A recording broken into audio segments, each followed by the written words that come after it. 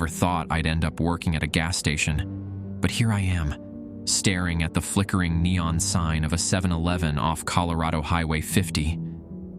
The harsh buzzing of the lights feels like it's drilling into my skull, reminding me of the constant headache I've had since I quit using. My name's Dave. I'm 23, and I'm a recovering addict with nothing to show for my life except a useless degree and a mountain of debt. It's 10:45 p.m., and I'm early for my first shift. The job ad had seemed too good to be true. $63 an hour for a night shift gas station attendant? But beggars can't be choosers, and I'm definitely begging at this point. My family's disappointed looks are burned into my memory. I need this. I need to prove I can do something right. The gas station sits alone on a stretch of highway, surrounded by nothing but darkness and the looming silhouettes of the Rocky Mountains. As I walk towards the entrance, gravel crunching under my feet, I can't shake the feeling that something's off. The place looks deserted, even for this time of night. I push open the door, and a little bell chimes. The fluorescent lights inside flicker, casting strange shadows across the aisles of snacks and drinks. Behind the counter, an old man with white hair and a permanent scowl looks up from a newspaper. "You must be Dave," he grunts, not bothering to introduce himself. "You're early." I nod, trying to look eager and responsible. "Yes, sir. I wanted to make sure I had time to learn everything before my shift starts." He snorts, like I've said something funny. "Oh, you'll learn all right." He reaches under the counter and pulls out a folded piece of paper. "These are the rules. Follow them, and you might make it to morning." I laugh nervously, sure he's joking, but his face remains deadly serious as he hands me the paper.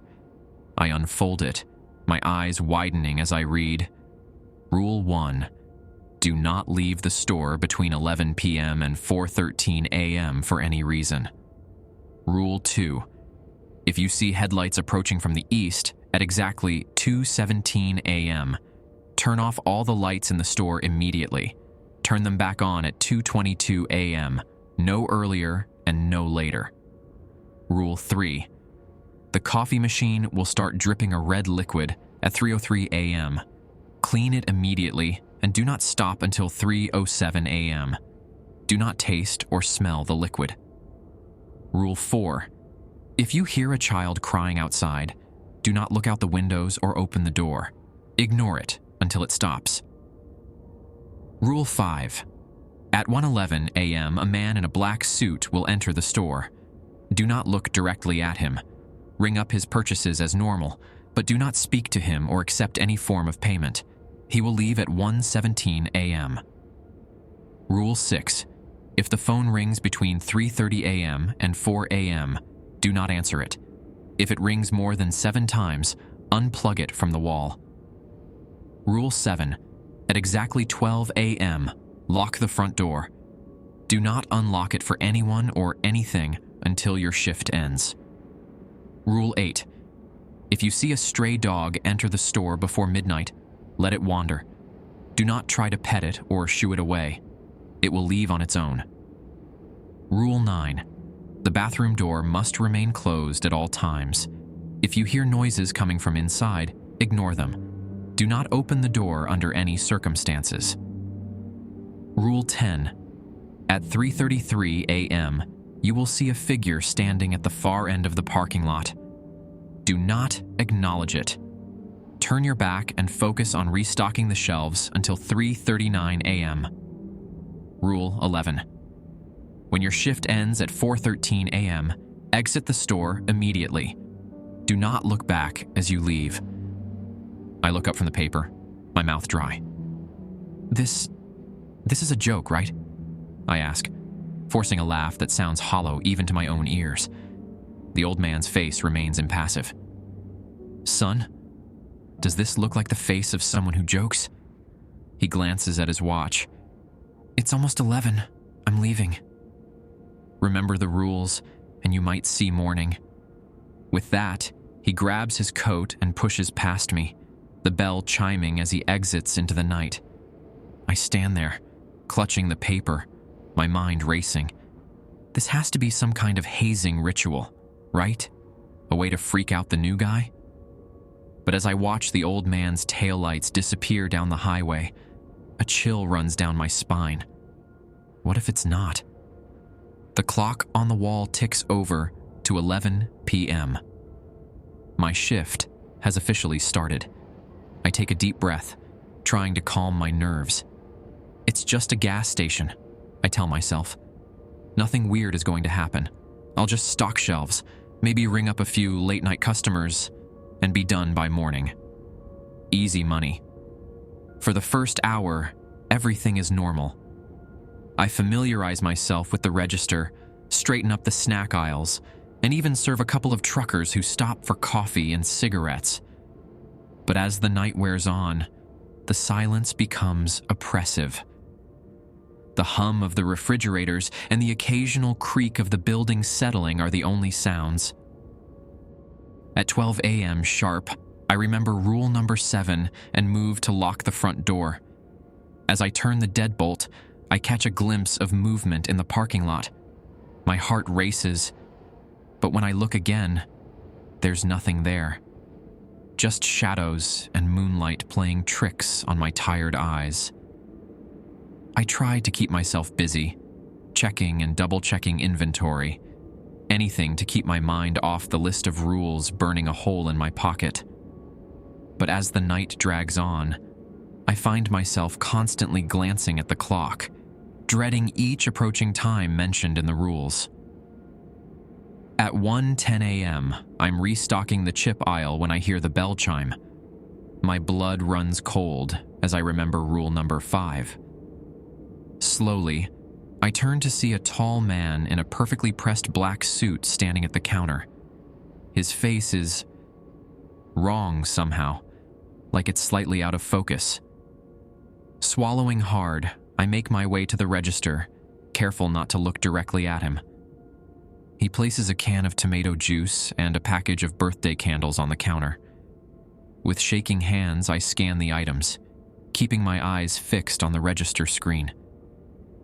"That'll be $4.27, I mutter, then bite my tongue, remembering I'm not supposed to speak to him.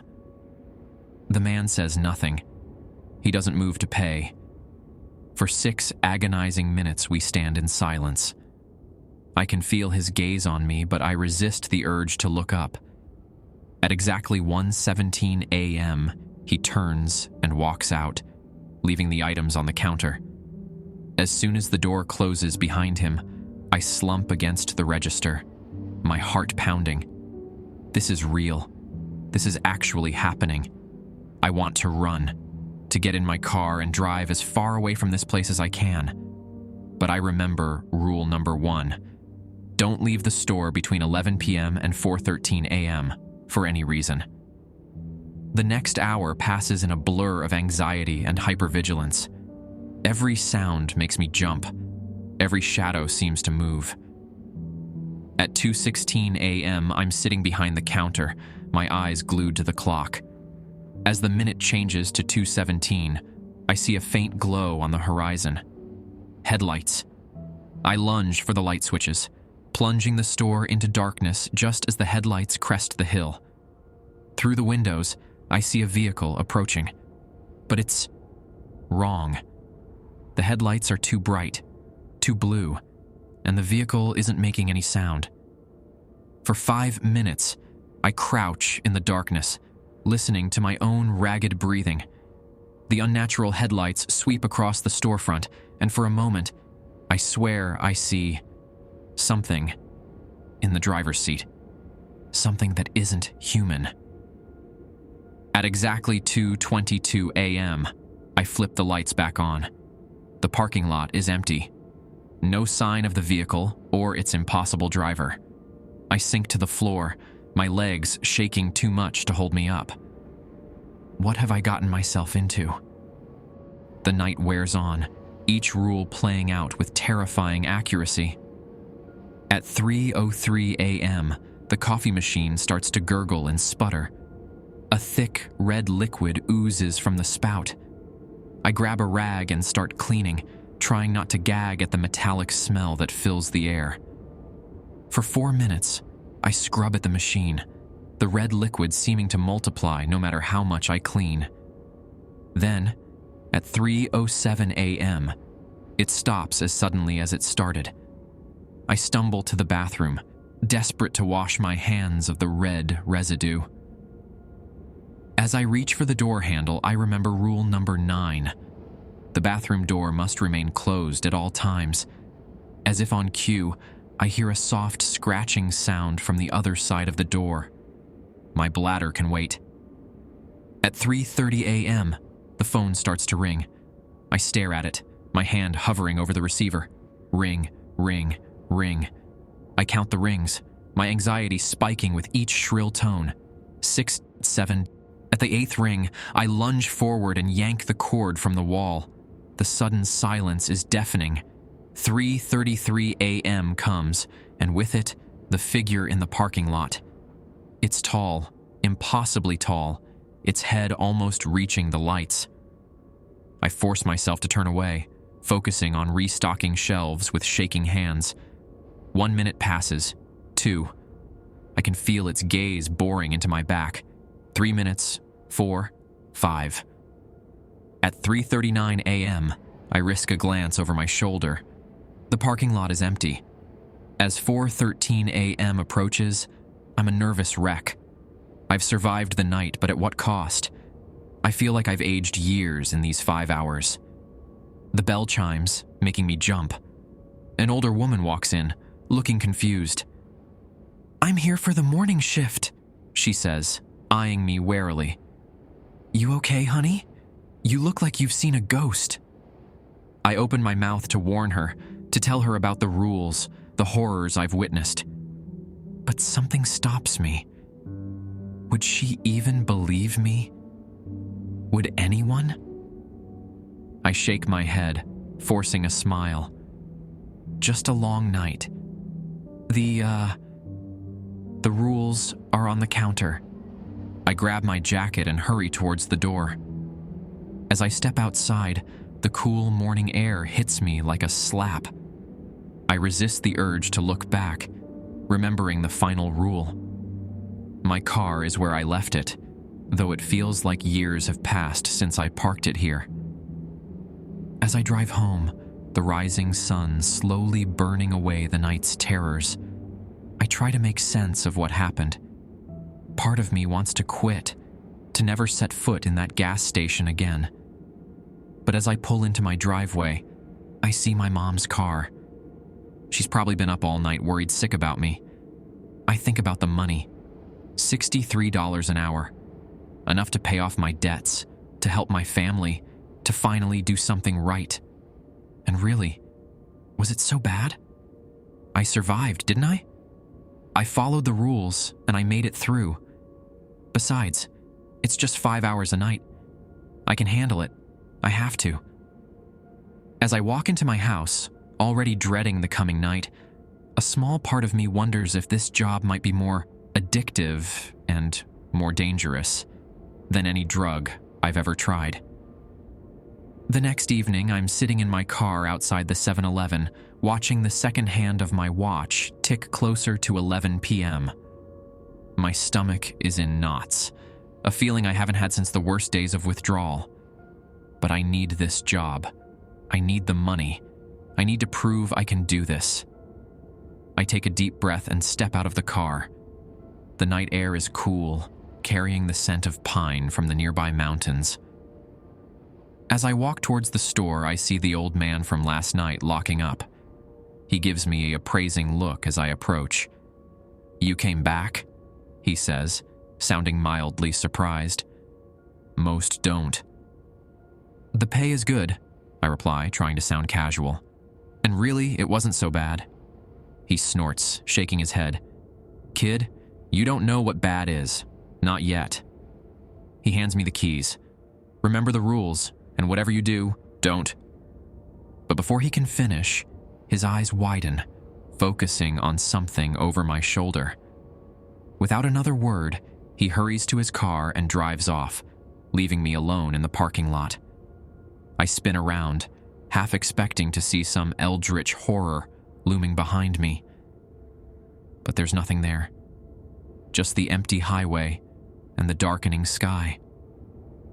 Swallowing hard, I unlock the store and step inside. The fluorescent lights flicker to life, harsh and unforgiving. I make my way behind the counter, my eyes darting to every corner, every shadow. The rules are still there, innocuous on a sheet of printer paper. I don't need to read them.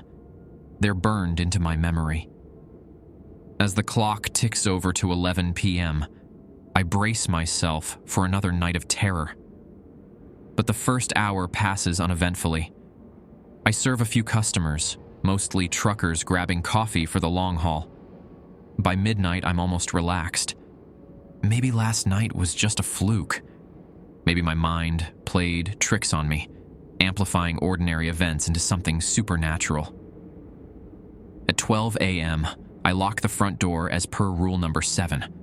As I'm turning away, I hear a scratch at the glass. I freeze, my heart pounding. Slowly, I turn back to the door. A dog is sitting there, its tail wagging hopefully. It's a scruffy thing, some kind of terrier mix, with intelligent eyes that seem to plead with me. For a moment, I forget about the rules. I'm reaching for the lock when I remember rule number 8. If you see a stray dog enter the store before midnight, let it wander. Do not try to pet it or shoo it away. It will leave on its own. But the door is already locked. The dog isn't inside. Does the rule still apply? As I stand there, frozen in indecision, the dog's form begins to shift. Its snout elongates, its eyes grow larger, glowing an unnatural green. Its mouth opens, revealing row upon row of razor-sharp teeth. I stumble back, my heart racing. The thing that isn't a dog scratches at the door once more, its claws leaving deep gouges in the glass. Then, as suddenly as it appeared, it's gone. My hands are shaking so badly I can barely text my mom to let her know I'm okay. I'd promised to check in every night, to ease her worries. If only she knew what I was really facing. The night wears on, each hour bringing a new terror. The man in the black suit returns at 1:11 a.m., his out-of-focus face somehow more disturbing than any monster. I ring up his purchases in silence, a box of thumbtacks and a gallon of milk this time, fighting the urge to scream as we stand in that unnatural silence for 6 long minutes. At 2:17 a.m., I'm ready for the headlights. I kill the lights the moment I see the glow on the horizon. But this time, the vehicle doesn't pass by. It stops in the parking lot, its impossible blue headlights flooding the store. In the harsh glare, I see shapes moving in the aisles, things that shouldn't be there, that can't be there. I squeeze my eyes shut, counting the seconds until 2:22 a.m. When I finally turn the lights back on, the parking lot is empty. But a new product has appeared on the shelves, cans with no labels, filled with a liquid that seems to move on its own. 3:03 a.m. brings the coffee machine's grotesque performance. As I clean the red liquid, I realize with horror that it's spelling out words on the counter. I force myself not to read them, to just keep cleaning until the mercifully short 4 minutes are up. The phone rings at 3:30 a.m., more insistent than before. 1 ring. 2. 3. By the 6th ring, I'm ready to rip it from the wall. But then it stops on its own. The silence that follows is somehow worse than the ringing. At 3:33 a.m., I turn my back on the figure in the parking lot. But this time, I can hear it moving. Slow, heavy steps coming closer. Closer. I focus on restocking shelves, my hands shaking so badly I can barely hold the products. Something taps on the window behind me. I don't turn around. I can't. 6 minutes have never felt so long. When 3:39 a.m. finally arrives, I turn around slowly, dreading what I might see. The parking lot is empty, but there's a handprint on the window, far too large to be human. As 4:13 a.m. approaches, I'm practically vibrating with nervous energy. I've survived another night, but at what cost? I feel stretched thin, like I'm losing pieces of myself with each passing hour. The morning shift worker arrives, an older man this time. He takes one look at me and shakes his head. "Rough night, kid." I nod, not trusting myself to speak. As I walk out the door, I resist the urge to look back. Rule number 11 is clear on that. But as I'm unlocking my car, I catch a glimpse of movement in the store's reflection on my window. Something tall and dark, standing right where I had been. I blink, and it's gone. The drive home is a blur. The rising sun should be reassuring, but all I can think about are the horrors waiting for me tonight. Because I know I'll go back. I have to. The money is too good, and what else am I going to do? Flip burgers for minimum wage? Go back to dealing to make ends meet? No, this job is my ticket to a better life. If I can just hold on. Days blur into weeks. Each night brings new terrors, new rules to follow. I've learned not to question them, not to try and understand. Understanding would probably drive me insane.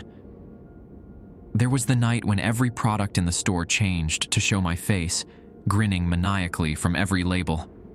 The night when the windows showed a different world outside, a wasteland of ash and bone. The night when every customer who came in before midnight had my mother's face, begging me to come home. But I survived. I followed the rules, and the money kept coming in. I paid off my debts. I bought my mom a new car. I even started putting money away for a future I'm no longer sure I'll live to see. My family is proud of me. They see the changes, the new clothes, the responsible behavior, the steady job. If only they knew the cost, the nightmares that plague my days, the constant fear that gnaws at my insides, the growing certainty that one night I'll break a rule and it'll be my last. It's my 40th night on the job. The old man who hired me is waiting when I arrive. "You've lasted longer than most," he says, his tone unreadable. But tonight's different. Tonight, there's a new rule. He hands me a slip of paper. My hands shake as I read it. Rule 12. At 3:47 a.m., a version of yourself will enter the store. Do not interact with it. Do not let it see you. If it speaks, do not respond. It must leave the store before 3:53 a.m., or you will take its place. I look up, questions burning on my tongue, but the old man is already walking away. "Remember," he calls over his shoulder, "the rules are there for a reason. Break them, and there are consequences." As I unlock the store, I'm hit by a wave of déjà vu so strong it nearly knocks me off my feet. Haven't I done this before? Haven't I always done this? The fluorescent lights flicker to life, and for a moment, I see hundreds of versions of myself reflected in the glass, each looking more haggard, more desperate than the last. I shake my head, dispelling the vision. It's just another night. Just another set of rules to follow. I can do this. I have to. The first few hours pass in a haze of routine terror. The man in the black suit comes and goes. The coffee machine performs its grisly ritual. The phone rings its 7 ominous rings. But all I can think about is what's coming at 3:47 a.m. At 3:46, I'm crouched behind the counter, my heart pounding so loud I'm sure it can be heard for miles. The seconds tick by with agonizing slowness. 3:47 a.m. The bell above the door chimes. Footsteps, eerily familiar, make their way into the store. I hold my breath, pressing myself further into the shadows behind the counter. The footsteps pause. Hello? My own voice, but different. Younger, less burdened. Is anyone here? I'm supposed to start my new job tonight. I clamp a hand over my mouth to stifle a gasp. It's me, from 6 weeks ago, before all this started, before the rules, before the horrors, before I lost myself to this nightmarish job. It's not funny. I really need this job. I squeeze my eyes shut, tears leaking out despite my best efforts. I want to scream, to tell him he doesn't need it, that no amount of money is worth this. But I stay silent. All right, I'm leaving, the other me says finally. Thanks for wasting my time. Footsteps move towards the door. The bell chimes. Silence. I wait until 3:53 a.m. before I dare to move. When I finally stand, my legs are shaking so badly I have to grip the counter for support. The store is empty. No sign of my other self. No sign that anything unusual happened at all. But as I turn to face the register, I catch a glimpse of my reflection in the security mirror. For a moment, just a moment, I don't recognize myself. My hair is grayer, my face more lined. I look like I've aged years in just a few minutes. With a growing sense of horror, I realize the truth. I didn't save myself from this fate. I ensured it would happen. It's a loop, an endless cycle. How many times have I crouched behind that counter, listening to myself walk into damnation? How many more times will I do it? As 4:13 a.m. approaches, I find myself hoping that I'll break a rule, that something will go wrong. Anything to break this cycle. But of course, it doesn't. I walk out at 4:13 a.m., not looking back, just as I have every night for the past 6 weeks, just as I will tomorrow night, and every night after. The sun rises as I drive home, but it brings no warmth. I've realized a terrible truth. The most horrifying rule of all is the one I've imposed on myself. The rule that says I'll keep coming back, night after night, trapping myself in this hell for $63 an hour. As I pull into my driveway, I see my mom waiting on the porch, smiling proudly. She doesn't see the bags under my eyes, the tremor in my hands, the way I flinch at shadows. All she sees is her son, finally doing something right. I paste on a smile as I walk up to her. "Hey, Mom," I say, my voice sounding hollow even to my own ears. "How about we go out for breakfast?" My treat. After all, what else can I do? I've got money to burn and a long, empty day to fill before night falls again. Before I have to return to that gas station on the highway, to the rules that govern my nightmarish existence, to the slow erosion of my sanity. But hey, at least the pay is good.